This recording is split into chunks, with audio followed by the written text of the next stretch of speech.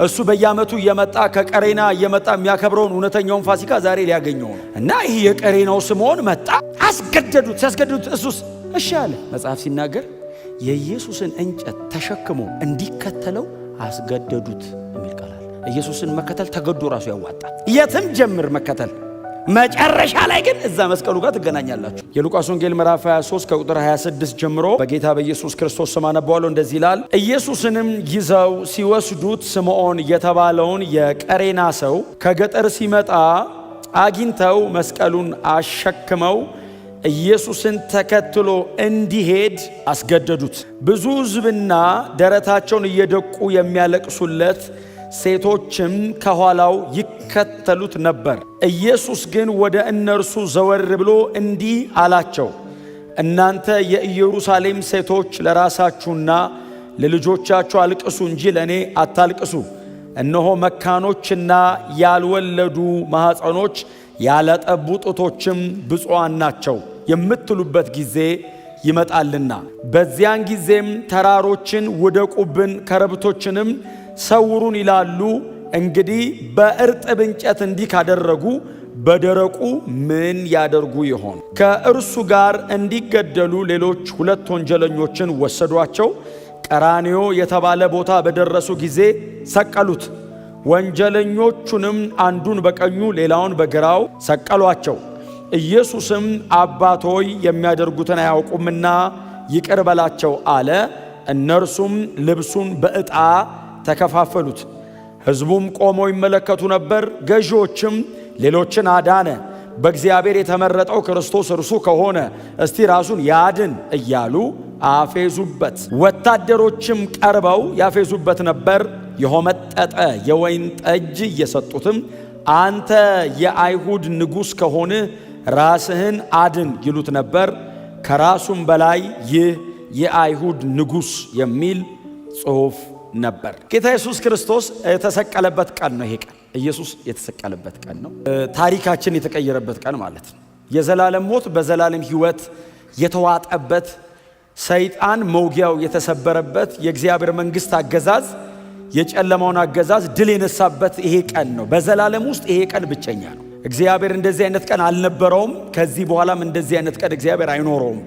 ይሄ ቀን እግዚአብሔር የሰው ልጆችን ከዘላለም ሞት ወደ ዘላለም ሕይወት ከ6 ሰዓት እስከ 9 ሰዓት ባለችዋ ሞመንት ጎትቶ ያወጣበት ነው። ክብር ለኢየሱስ ይሁን። ዘላለማችንን እግዚአብሔር የቀየረው ይሄ ቀን ላይ ነው። የዚህ ቀን ነውና እግዚአብሔር የሰውን ዘላለም የሚቀይር ቀን በጣም ጥሩ ካራክተር ሆነው የተገኙ ሰዎች እንዴት የተመሰገኑ ናቸው።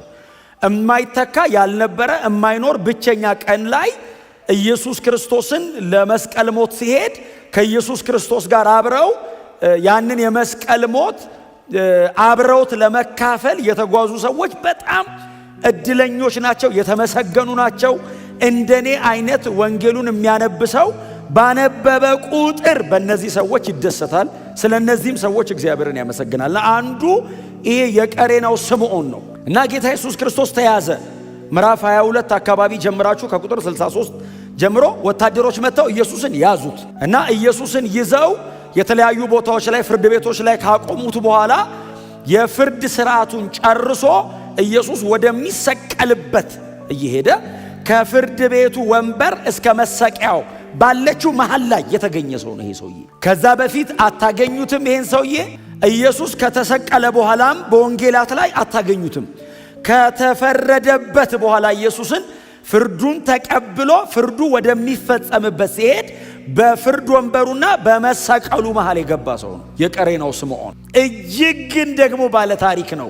የዚህ ሰውዬ ልጆች በማርቆስ ወንጌል ምዕራፍ 15 ላይ እስክንድሮስና ሮፎስ የሚባሉ በሮም ቤተ ክርስቲያን ላይ መሪዎች ሆነዋል። በኋላ ይሄም ሰውዬ አንጾኪያ ቸርች ላይ ተገኝቷል። በኋላ ታዲያ ደም የነካውን ኢየሱስን እንጨት ይዞ መቼስ ወደ ቤቱ ሄድ እንዴ? በእምነት የተቀበልነው እኛ እንኳን ቤት ውስጥ አለን፣ እንኳን ሪሊ ደሙን ነክቶት እና ይሄ ሰው ድንገት ነው ባይዘዌ የኢየሱስን መስቀል ልሸከም ብሎ አይደለም የመጣው። ከገጠር ነው አይደለም የሚለው መጽሐፍ።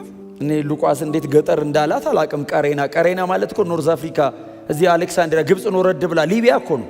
ሊቢያ ገጠር ነበር ድሮ እና ትሪፖሊ ምናምን ገጠር ነበርና አንድ የቀሬናው ስምዖን የሚባል ሰውዬ ከሊቢያ ከዚህ ከኖርዝ አፍሪካ ነው የሄደው።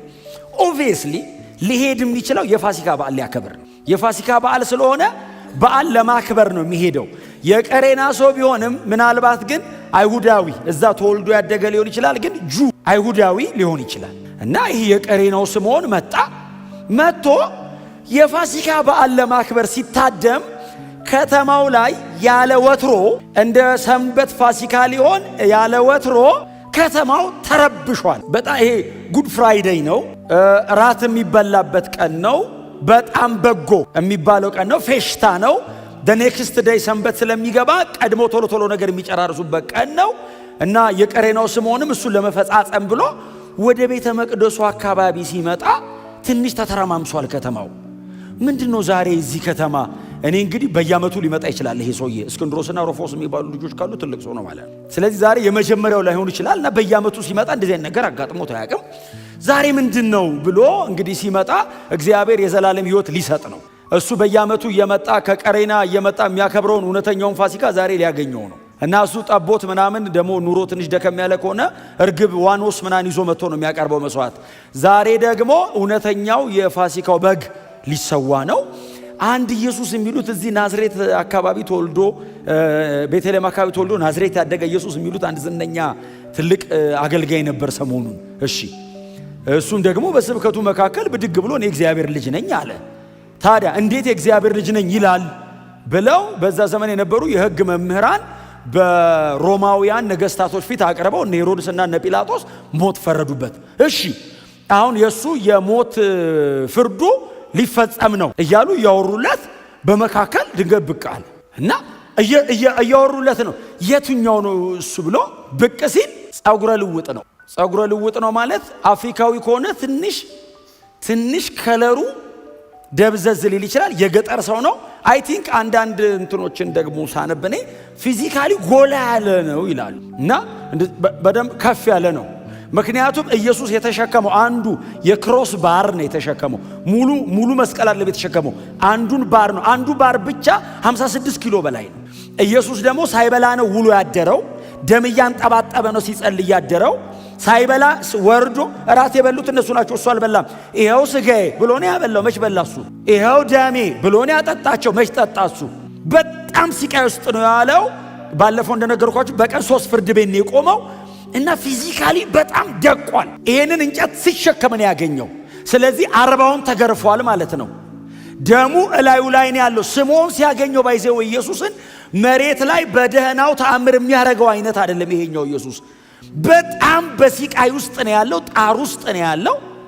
ሮማውያን በእነሱ ባልሆነ ስርዓት ኢየሱስን ሊሰቅሉት ነው። መስቀል ሮማውያን አዶብት አድርገውት ነው እንጂ የሮማውያን አይደለም፣ የፔርሺያውያን ነው። ሮማውያን እየገረፉ 40 ገርፎት የለ የሮማውያን እሱ ነው። 40 ገርፈው ቡጭቅጭቅጭቅ አርገውት ሰውየውን ቶሎ እንዳይሞት ያደርጉታል። ባይዘዌ ስሎ ዴዝ ነው ግን ማክሲመም ፔን ነው። ቶሎ ከሞተ አይቀጣም፣ ቶሎ እንዳይሞት ነው ቅጣቱ አንዱ ፓርት ቶሎ እንዳይሞት። ለምን? ሎንግ ሰፈሪንግ። አሁን ያንን የሮማውያንን ማክሲመም ቅጣት ተቀብሎ ቀጥሎስ የፔርሺያውያንን ደግሞ ሊቀበለው ነው። ቱ ደ ማክሲመም ሰው የሚደርስበትን ሲቃይ በሙሉ ኢየሱስ ተሸክሞ ስምዖን አየው። እንደዚህ አየው።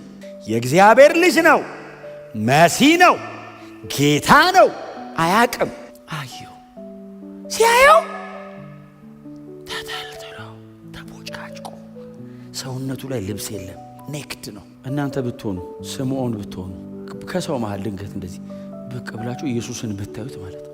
ፊት ለፊት ላይ የለም ሰውየው። ፊት ለፊት ላይ የሮም ወታደሮች፣ የሚጮህ ሰው፣ የሚያለቅሱ ሴቶች ደረታቸውን እየደቁ የሚጮሁለት ለኢየሱስ ይጮሃሉ። ምናልባት አገልግሎቱን የተካፈሉ መሲህ ነው ብሎ አይደለም እኮ የሚጮሁለት። ምናልባት ልጇን ፈውሶላታል፣ ኮምፓሽኑን ያውቁታል። ምናልባት እንጀራ አብዝቶ አብልቷቸዋል። ይሄንን የተካፈሉ ሰዎች ሊሰቀል እኮ አይገባውም፣ ይሄን የመሰለ ጥሩ ሰው ነው የሚሉት የእግዚአብሔር ልጅ ነው ማን ይለዋል? ደረታቸውን እየደቁ የሚከተሉ የሚያለቅሱ ሴቶች አሉ። ኢየሱስ የተቀበለውን ይሄንን የሮማውያኑን የጅራፍ ሲቃይ ባይዘው ሴቶችና የሮም ጀነራሎች አይቻልም፣ እንደዚህ መቀጣት አይቻልም። የሮም ጀነራል የፈለገውን ነገር ቢያደርግ የሮም ጀነራል በዚህ አይነት መንገድ አይቀጣም። ቀጥሎ ሴቶችን እንደዚህ መቅጣት አይቻልም። ኔክ ዳርጎ እንደዚህ አይቀጣም። የሀገሪቱም ትልልቅ ሰዎችም እንደዚህ አይቀጡ። አይሁዳዊ ነው፣ ቀጥሎ ይቀጣ ተብሎ ተላልፎ ነው የተሰጠው። ከዛስ አባቱም ተስማምቷል። ይሄ ፓኒሽመንት ለኃጢአት ነው፣ ለልጁ አይደለም። አብ እኮ ልጁን እየቀጣ አይደለም፣ ኃጢአት ተሸክሞ ኢየሱስ ስለ ኃጢአት የሚሆነውን ክፍያ እየከፈለ እንጂ አብ ልጁን እየቀጣ አይደለም። አብ ኃጢአትን ነው የሚቀጣው፣ ልጁ ኃጢአትን ተሸክሞ ነው ዋጋ እየከፈለ ያለው። እና የቀሬናው ስምዖን አየው፣ ጠጋ አለ። አልቻለም። ታውቃላችሁ፣ አይቶ ኧረ እኔ ለበዓል ነው የመጣሁት ብሎ እንደሌላው ተመልሶ አልሄድም። ጠጋ አለ። ጠጋ ሲል ና አሉት የሮሞተሮች ና አንተ የሌላ ሀገር ሰው ነህ፣ አለባበስ ራሱ ያስታውቃል። የገጠር ሰው ያስታውቃል እንዴ? እናንተን አይመስልም። ና አለው። 800 ማይል መጥቷል ይሄ ሰው። 800 ማይል ማለት ምን ማለት ነው? ከቀሬና አሁን ኢየሱስ እስከ ኢየሩሳሌም 1300 ኪሎ ሜትር ነው። 1300 ኪሎ ሜትር ነው መጥቶ ድንገት ነው የመጣው። ና ተሸከምለት ሲሉት ከኢየሱስ ትከሻ ላይ አይደለም የተቀበለው እንጨቱን። ኢየሱስ መሸከም አቅቶት ወድቋል። ኢየሱስ መሸከም አቅቶት ወድቆ እንኳን እንጨቱ ሊሸከም ራሱ መቆም አይችልም። ተነስቶ ሲያጣጥር ስምዖን ጠጋ ብሎ ያየዋል። ታውቃለህ፣ በደም የተነካካ እንጨቱን እያየ ጠጋ ብሎ ሲያየው እዚህ የተተለተለው ሰውነት ውስጥ ይሄ አቧራው ገብቷል። ደሙ አጥንቱ እስኪታይ ነው። አጥንቱን አልነኩትም። ከአጥንቱ አንዳች አይሰበርም የሚል ቃል ስላለ አጥንቱን መንካት አይቻልም። ስጋውን የተለተሉት አንድም አጥንቱ አልተነካችም። አጥንቱን መንካት አይቻልም። ከአጥንቱ አይሰበርም የሚል ቃል አለ። ሌላውን ሊፈጩት ይችላሉ። ባይዘው በእልህ ኢየሱስን አትችልም ቃል አለ አጥንቱን እንዳነካ የሚል እስከፈለጉ ድረስ ግን ይገባሉ። ቡጭቅጭቅ ሲያደርጉት ወድቆ ሲነሳ እንትኑ ገብቷል ሰውነት ውስጥ። እና ስምዖን አየው። ታውቃለህ፣ ጠጋ ብሎ ማንም ሐዋርያ በዛ ልክ የተጠጋው የለም ኢየሱስን። ማናቸውም እንዲህ ተጠግተው አላዩትም። ስምዖን ጠጋ ብሎ አየው። እንጨቱን ለመስሸክ አለ። ተሸከመው፣ ብድግ አድርጎ እንጨቱን ተሸከመለት። እና ኢየሱስ ከፊት ይሄዳል። ስምዖን ተሸክሞለት ከኋላ ይሄዳል። ያየዋል። ስትራይፕሱ እንደዚህ ይከተለዋል። ተገደው ራሱ ጎናቸው ተገደህ መከተል ራሱ ያዋጣል በሉት። ተለምነህ አይደለም ብራዘር እባክህ ተከተለው ተብለህ ተለምነህ አይደለም፣ በግድ እንዲህ ሳይገባ ራሱ መከተል። ለምን መሰለህ? የሆነ ቀን ይገባል። ራስን ኢየሩሳሌም ቸርች ታገኘዋለህ። ሲያስገድዱት እሱስ እሺ አለ። እሺ እምቢ አላለም። ኧረ እሺ እከተለዋለሁ። ይሂድ። ኢየሱስን ከተከተልከው ደግሞ ይዞ ሄደው ወደ መስቀል ነው። ከየትም ጀምር ከተከተልከው ይዞ ሄደው ወደ ክሮስ። የትም ጀምር መከተል፣ መጨረሻ ላይ ግን እዛ መስቀሉ ጋር ትገናኛላችሁ። እና ደግነቱ እሱ መጨረሻ ላይ ነው ያገኘው። ሊሰቀል ሲል ተሸከሞት። እንደሱ አይደለኛ ስምንለው። እኛ ግን የተሰቀለውን ክርስቶስን ስለሚያምር አይደለም ቸርች ያስገባኑ መስቀል ኢየሱስ ስለሞተበት ነው። አያምርም? ሊትራሊ ካያችሁት አያምርም? ያምራል? አያምርም? እዚህ ውስጥ ስንት አርክቴክት አለ። በጣም እስቲ ያማረ ቆንጆ ነገር ስሩ ብንልኮ የሆነ የሚሄድ መድረክ ልትሰሩልን ትችላላችሁ። ባይዞ አለ የለም የሚባል መድረክ መስቀል ላይ ከሌለበትስ ሶሻል ክለቢውን ምን አይለይም። ክሮስ ካለስ ስትገባ ፍሬም ያደርጋል። ለምን? ኢየሱስ የተሰቀለበት ነው። የሆነ ቦታ ስትገባ መስቀል ካየ ቤተ ክርስቲያን ነው እንዴ ትላለህ። ካፌ ትልቅ መስቀል አድርገው ቢጠብቁ አበላም ጸልየ ተወጣል አመስግነ። ለምን? ፍሬም ያደርጋል። ስለሚያምር እንዳይመስል ኢየሱስ ሞቶበታል።